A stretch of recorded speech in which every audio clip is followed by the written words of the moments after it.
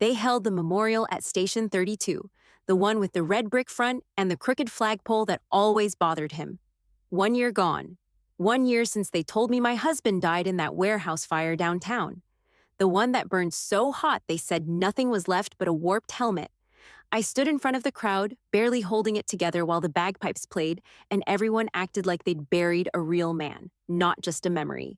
My daughter clutched my hand, her little fingers sweaty, eyes wide like she didn't know if she was supposed to cry or be proud. I didn't either. My name is Rebecca Lane. I'm 34, I live in Roseburg, Oregon, and my husband was supposed to be dead. The fire chief gave some practice speech about bravery and sacrifice. They unveiled a plaque with his name on it like that made anything real. People clapped. I didn't. I just stared at the damn helmet in the glass case, wondering how a person could vanish without a trace. Then my father stood up, no warning, no shame, and said loud enough for everyone to hear, "This isn't healthy, Rebecca. You've got to let go. He's gone." This question mark, it's just dragging things out. The room froze. I felt my jaw clench so tight my teeth ached. I didn't even look at him. I just pulled my daughter closer and kept my eyes on the helmet. But that's when the back doors creaked open. Everyone turned. A young woman rolled in, arms bandaged, face still healing, left leg gone below the knee. She had the kind of eyes that made you look twice, scared, but holding something heavy behind them. "I'm sorry," she said, her voice shaking. "I know I'm interrupting, but I was in that fire." Silence. She wheeled closer, digging something out of her lap. "He saved me. Your husband. I was trapped under a beam. He pulled me out." I felt the air suck out of the room. He was alive when I last saw him, breathing, talking. He told me to run when the roof started to cave in. She held something out. He gave me this. I took it from her without thinking. A dog tag, burnt around the edges, his name etched across the middle, still clear as day. Before we go further, share which city or country you're watching from. Everyone around me stared, not sure what to believe. I just stared at the dog tag in my hand, cold and real and impossible. I turned toward the chief. "Where did you say you found the helmet again?" He didn't answer. I walked straight past him, still holding the tag. My father tried to speak again, but I didn't stop. I pushed open the station's side door and stepped out into the cold. I barely made it to the family lounge before they followed me in. My father first, then my mother right behind like always. The door clicked shut, and suddenly it felt like I'd walked into a courtroom, not a break room. Coffee pot hissing in the background, beige walls, the old couch sagging in the middle. I sat my daughter in the corner with her juice box and stood with my back against the counter. My father paced like he owned the floor. "That girl is confused," he said. "You saw the wheelchair. Trauma messes with memory." I held up the dog tag. "This isn't a memory." My mom took a slow breath and stepped between us, her voice low like she thought lowering it made things easier to hear. "Becca, sweetheart, no one is saying you shouldn't miss him. But this, you're letting some stranger pull you back into a fantasy." She knew things. Said he told her to run when the roof caved. She knew about the beam collapse, the stairs. Details nobody outside the station should know. "How would she know that, Mom?" My dad leaned forward, pointing. "Because you've talked about it nonstop for a year. You post. You tell stories. You obsess. Maybe she saw your name somewhere and decided to insert herself."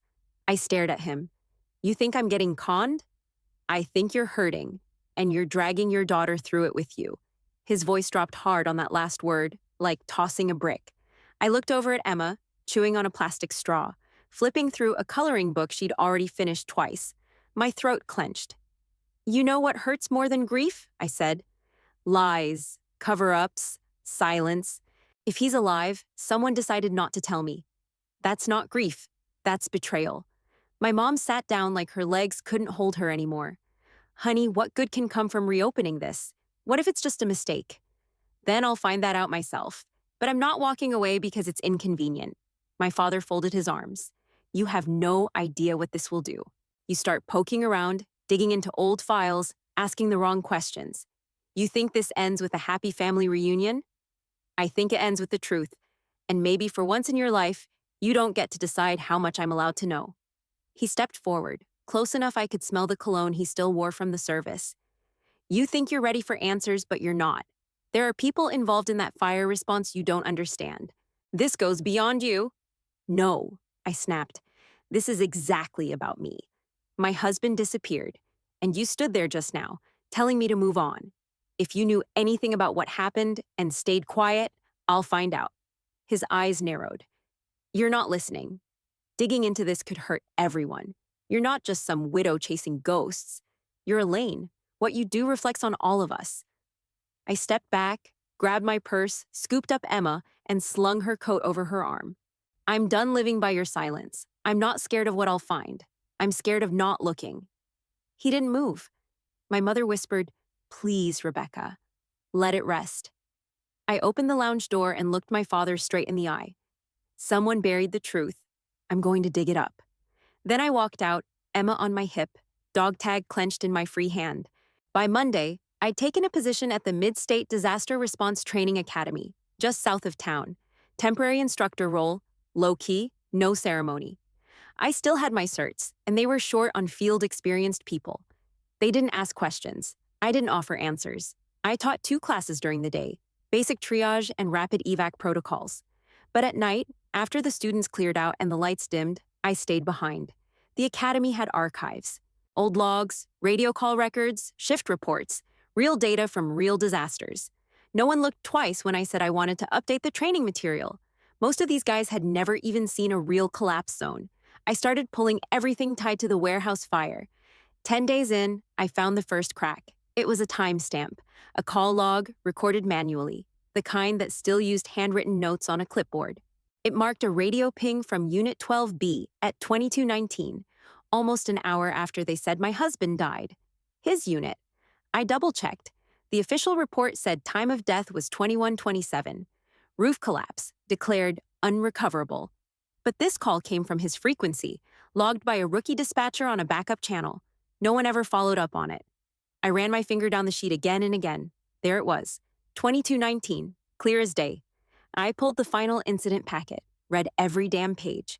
It all repeated the same version. Fire started at 1840, 2 companies deployed. Search team lost radio at 2114. Roof caved by 2126. Declared fatal by 2130. But no one mentioned 2219. I dug through old personnel files, tried to cross-check who logged that call. The paper trail stopped cold, either a missing sheet or a removed entry. I asked the front desk staff if they had the original. They said, "What's in the file is what we have." That was bullshit. A week later, I found something else. There was a black folder inside the training room cabinet marked Post-Incident Review. Warehouse/6A. Looked routine at first. Debrief notes, aerial photos, damage assessment. But on the last page, under supplemental materials, it referenced Appendix B, Recovery Confirmation, Visual. The appendix wasn't there. I went straight to records, asked if Appendix B had been moved or misfiled. The clerk didn't even hesitate. "That report's complete." I showed him the reference. He shrugged. "Must be a typo. Nothing's missing." Liar. I scanned everything I could get my hands on. Printed duplicates, highlighted inconsistencies. Then I hit something I didn't expect. An archived staff inbox on an old academy desktop. No one had used it in years. The system barely ran, but I opened the fire chief's sent folder, back when he used the academy system before switching to city email. There was one email, dated 3 days after my husband's reported death. No subject, no body text. Just a single line. Package delivered. In holding, it was sent to a private server address. Not city, not fire department, not disaster response. Anonymous domain. Scrambled routing. No identifying information. I stared at that screen so long I forgot to breathe. My hand shook on the mouse. Package delivered. In holding, not recovered, not deceased, not buried. Delivered. I printed it. Then I shut down the computer, walked outside, and sat in my car for 20 minutes without turning the key. The station said nothing was missing. That's when I knew they were lying. The next morning, I was back in the records room before the lights were even fully on. I didn't bother with the digital system. It was half broken, and the good stuff always ended up buried in the off-book stacks. I started combing through the old supply logs from the week after the fire, just looking for patterns, overlooked shipments, anything that didn't fit. Halfway through a binder marked non-medical emergency material. Q1, I saw it. Lane Logistics, my father's company, listed on a supply manifest dated 4 days after the warehouse collapse. The entry was vague. Containment units, 3 pallets. Material code 42XB9. No listed delivery destination, just City Emergency Ops. No receiving signature, no distribution notes. Just a red stamp across the top. Expedited, confidential. My pulse jumped. I flipped backward through earlier logs, found nothing. Then forward. 2 more entries, one on the same day, one the day after. Both Lane Logistics, both marked restricted use, not for training. 3 shipments. No media mentioned containment units. No press release, no community updates, not even internal reports. I dug deeper. Procurement logs were stored in the basement archives, the kind no one touched unless the budget office had a question. I signed myself in and pulled 2 boxes labeled Disaster 32, Secondary Vendors. My father's company showed up 5 more times in the 2-week window after the fire. Sometimes under Lane Logistics, other times under a shell name I recognized from old family invoices. Interstate Resource Partners. Same address, same routing numbers. I flipped to the delivery authorizations. Every one of them was signed off by a private contractor, not the city, not FEMA, not state fire response. All marked, on-site emergency command, with no direct supervisor listed. The more I stared, the clearer it became. My father wasn't just near the fire response, he was inside it. I sat back on the cold concrete floor, surrounded by boxes, heart hammering. He had stood at that memorial with his hand on my shoulder and told me to let it go, to stop looking. And all this time, he had his fingerprints on the damn supply chain.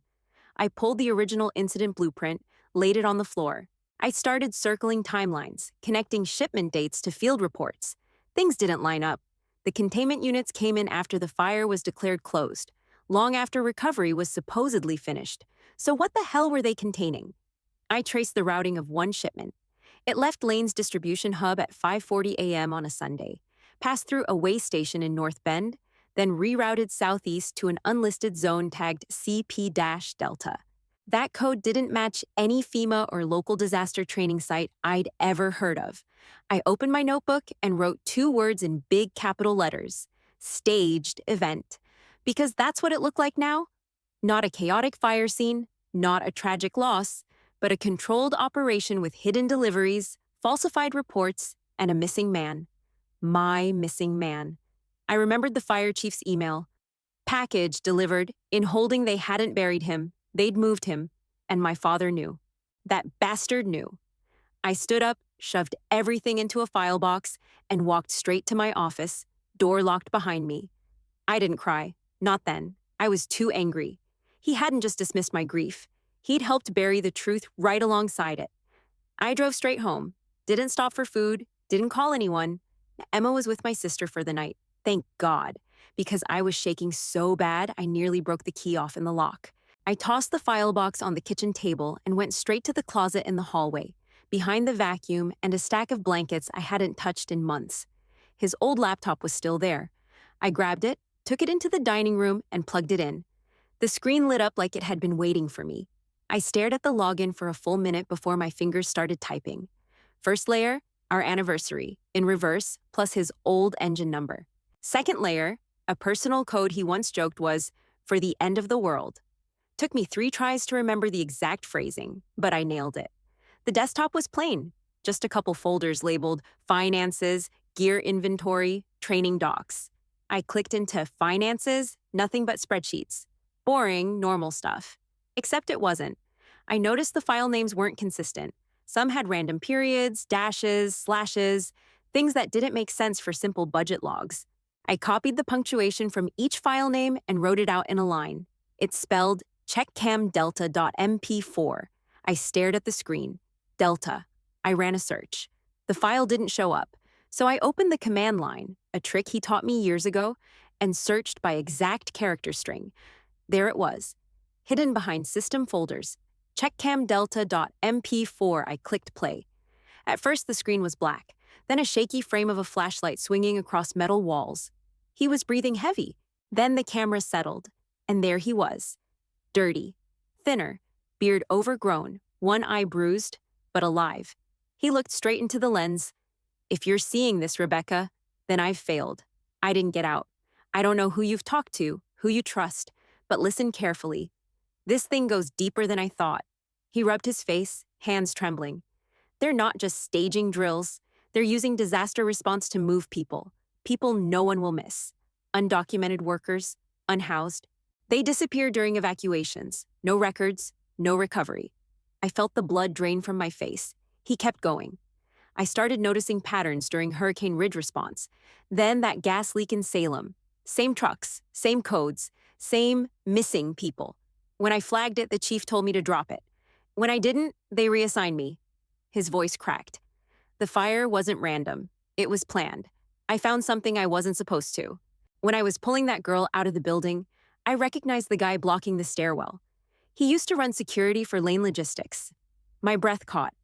Rebecca, if I'm gone, don't trust anyone with the Lane name. Not the company, not the board, not family. Follow the money. That's where the truth is. You'll know what to do. He reached forward. The camera shook, then it cut out. Silence. Just the hum of the laptop fan and the pounding in my ears. I sat there for a long time, staring at the black screen, knowing my husband wasn't missing. He'd been hidden, and someone I loved helped do it. I couldn't sleep, couldn't eat, could barely sit still without shaking. By noon, I was on the phone with a rehab center outside Eugene. Took 3 tries and a bluff about a follow-up from the memorial, but they finally confirmed a patient named Harper Lang. Late 20s, leg amputation, recent fire trauma. They put me on hold. She picked up. Voice soft, guarded. It's Rebecca, I said. You gave me his dog tag. Silence. Then she said, you found something, didn't you? I asked if we could talk in person. She agreed. The place smelled like bleach and old air. Harper was in a wheelchair near the window, sunlight cutting across her scarred arms. I barely got seated before she slid a folded paper across the tray table. A half map, she said. He shoved it into my coat pocket while dragging me out. Told me you'd know what it meant. I unfolded it. A hand-drawn layout over an old FEMA triage map. Most of the zones were crossed out. One was circled in red, labeled Clear Point in his handwriting. I blinked hard. Clear Point wasn't a real location. It was a code he came up with years ago, during a late-night training drill. We were joking about safe zones that weren't safe. He called them clear points, places that looked secure but were built to disappear people. It wasn't in any manual. Just something between us. Harper watched my face. He told me to say those words if I ever saw you. Said you'd get it. Said no one else would. I drove home numb, hands tight on the wheel, stomach hollow. The second I got in, I opened the backup copy of the procurement data I'd pulled from the academy, started cross-checking shipment codes from my father's company with facility locations statewide. Most went to known disaster zones, but 3 didn't. 3 were routed to sites listed as temporary training grounds. One of them was a decommissioned power substation out near Black Butte. Hadn't been operational in 10 years. Suddenly reclassified the month after the warehouse fire. Training ground? My ass. I printed everything, redacted what I needed to hide my name. Then I created a burner email and attached 2 files, one labeled procurement discrepancies, the other CP map fragment. I sent them to the local government oversight board. Then CC'd a freelance journalist I'd once done a disaster drill with, someone who'd gotten fired for poking into state mismanagement. He'd know what to do with it. I stared at the message sent screen. That's when it hit me. This wasn't about proving my husband was alive anymore. This was about how many people they disappeared before him, and who helped make them vanish. The knock came just before midnight. 3 hard hits, no pause, like he owned the door. I didn't have to look through the peephole. I opened it. My father stood there, jaw tight, hands in his coat pockets, eyes already burning like I'd spit on the family grave. You think I wouldn't find out? He said before I could speak. I stepped aside without a word. He walked in like it was still his house. I shut the door behind him and stayed by it. You sent that report, he said, turning around. To the city and to some dropout journalist who's been blacklisted for years. Do you have any clue what you've done? I crossed my arms. Yeah, I exposed your name on shipments to black site zones, ones you never mentioned, after a fire where my husband died without a body. His face twitched, just slightly. He moved closer. You're dragging this family's name through the mud over theories. Over what? Some paper trail you barely understand and a video from a laptop that could have been faked? I stared at him. You're telling me that video's fake? He didn't answer. I stepped toward the table, grabbed the folder I'd left open, pulled out the map, the procurement logs, the email copy. You recognize this location. I tapped the substation circled in red.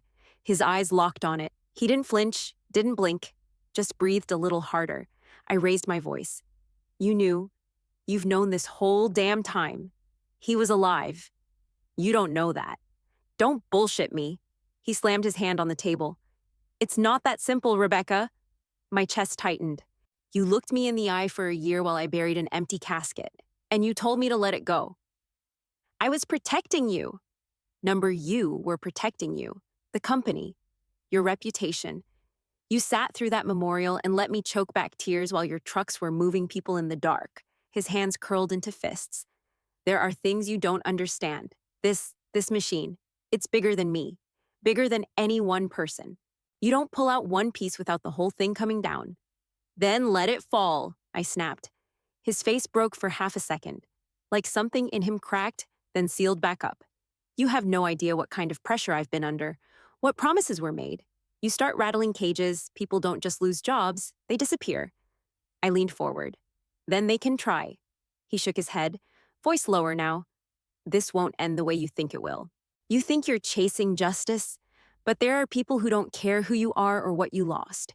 You dig deep enough, you'll find things you'll wish you hadn't. I stepped between him and the door, finger pointed straight at him. I'm not afraid of consequences. I'm afraid of silence. I lived in it for a year. I won't do it again. He looked at me like he didn't recognize me anymore. Like some daughter he thought he raised had vanished and left this version standing in her place. Don't say I didn't warn you, he said quietly. Don't come back here unless you're ready to tell the truth. I opened the door. He stared for one more second, then walked out into the dark without another word. The hearing wasn't public. Not yet. They kept it behind closed doors, called it a sensitive preliminary session. But the security at the city council building said otherwise. Armed guards, metal detectors. Nobody smiled. I sat at the long oak table across from 5 council members, all older, all looking like they wanted to be anywhere else. A clerk clicked away on a laptop. A mic sat in front of me. My hands were steady. State your name for the record. Rebecca Lane. Relation to the subject in question? Wife of Nathan Lane, presumed dead in a 2024 structure fire, now presumed alive. The room shifted slightly at that. They told me I had 20 minutes. I started with the procurement logs, projected each document onto the screen. Emergency shipments routed through Lane Logistics, listed under shell companies. No destination tracking, no receiving confirmation, no official deployment orders. I let the silence stretch after each slide. Then I played the audio, my husband's voice, ragged, defiant. A recording pulled from the hidden folder on his laptop. He must have used his phone, hidden in his jacket or something. You're not fire department, he said in the clip. You're not city. Who are you? Another voice responded, muffled. You're out of your lane. Just do your part and stop asking questions. The panel flinched. I followed with the ghost names. Firefighter rosters from the station's books. 6 names listed as deployed that day. 4 had no HR file. 2 were confirmed dead 2 years earlier. The names were placeholders, or worse, covers for people who weren't supposed to be there. I pulled out the mismatch inventory records. Gear build but never delivered. Containment units unaccounted for. Uniform orders for sizes that didn't match any real personnel. One councilman leaned forward. And your claim is that this was part of a coordinated cover-up? I met his eyes. Not a claim, a fact. I clicked again, brought up the substation layout with the clear point marker, overlaid it with GPS pings from lane trucks. Then I showed a copy of the internal email. Package delivered. In holding. I believe that was my husband, I said. And I believe he was detained at that site under the false pretense of death. They didn't stop me. No one interrupted, not even when I named the logistics contractor. Lane Logistics, owned and operated by Raymond Lane, my father. Supplier for emergency response units across 3 counties. Contractor for FEMA affiliates. And, based on my evidence, responsible for transporting undocumented individuals and displaced persons under the cover of disaster relief. One councilwoman scribbled something, then looked up. Are you prepared to stand by all of this under penalty of perjury? I am.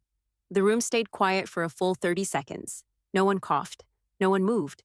Then the committee chair leaned into the mic. This board will recommend reopening the 2024 incident as an active investigation. Further, we will escalate procurement discrepancies to state-level authorities and issue a formal subpoena for Mr. Raymond Lane. My stomach flipped.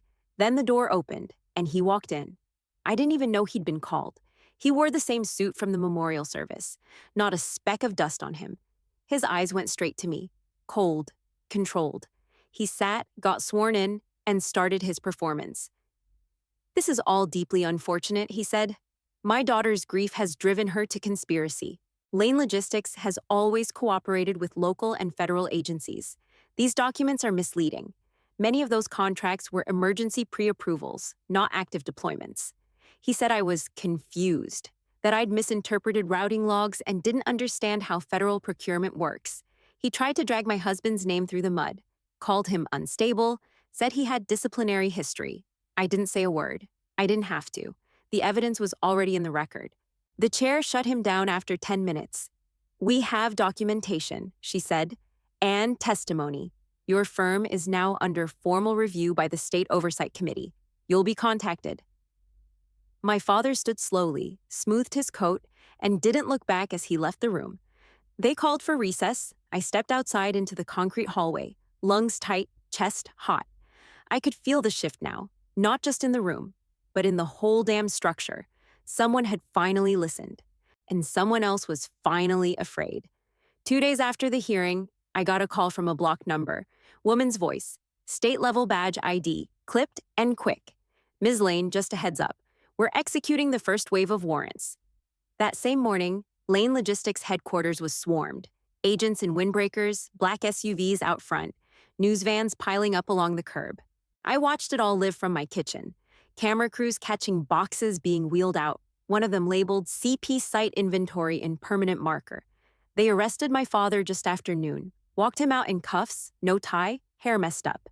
His face, I'll never forget it, still trying to look like he was in control. But this time, no one bought it. I turned the TV off. 3 hours later, they found him, my husband. The substation site had been cleared during a secondary sweep. Hidden access beneath the utility room, reinforced door, emergency cots, supply crates. One of the agents pulled a rusted panel and heard someone banging from the other side. He was inside, alive. When they brought him out, he could barely stand. Sunken cheeks, cracked lips, ribs showing through his shirt. But he saw me. First thing out of his mouth. Didn't ask where he was, didn't ask what day it was. He said, "Emma's okay." That's who he still was, even after everything. He stayed in the hospital for a week, gained weight, got color back. His voice came slow, but he talked, told the investigators everything. How the rescue drills were used to sweep up people living off-grid. How he started documenting the routes, the supply loads, the drop-off locations. How they caught him the day of the fire and used the collapse as cover.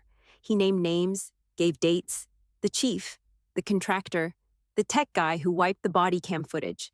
They had it all now. The governor made a statement. I declined the press, didn't want to sit on some podium pretending any of this felt like justice.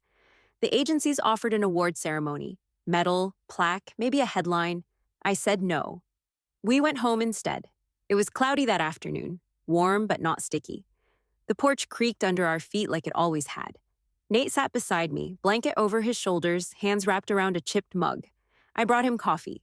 Emma was in the yard, throwing a ball for the dog, laughing like the last year hadn't stolen anything. He watched her quiet. "She's taller," he said. I nodded. She waited. We didn't talk much after that. Just sat, just breathed. That was enough. The next morning, I sealed the envelope with my badge inside and dropped it off at the department front desk. Didn't stay long. Didn't say goodbye. It was time. They could keep the job. I had what I came for. 2 weeks later, they read my father's sentence. Conspiracy, fraud, obstruction. No cameras allowed, but I sat in the back row of that courtroom and watched the judge lay it all out while he stood there stone-faced, like none of it applied to him. He never looked at me. I didn't say a word. Didn't need to. That afternoon, a plain white envelope showed up in my mailbox. No return address, just my name in careful handwriting. Inside was a folded note on lined paper. "You saved more than him." Harper. I sat on the edge of my bed holding it, heart thudding. I hadn't thought about how far this reached. I'd been so focused on Nate, on the truth, I hadn't realized how many people had been trapped in silence too. That evening, I pulled a small glass box from the hallway cabinet and set it on the mantel. Inside, I placed his old ID badge, cracked, faded, with a corner burned away. Next to it, the dog tag Harper had handed me in front of the whole damn station. Two pieces of a man they tried to erase. Not anymore. Later, after Emma was asleep and the house had gone still, I made tea. Sat back out on the porch with the warm mug between my hands. Nate sat beside me again, wrapped in the same blanket. The porch light buzzed. Somewhere down the street, a dog barked. Neither of us spoke, but for the first time in a long, long while, the quiet didn't feel heavy. It felt finished.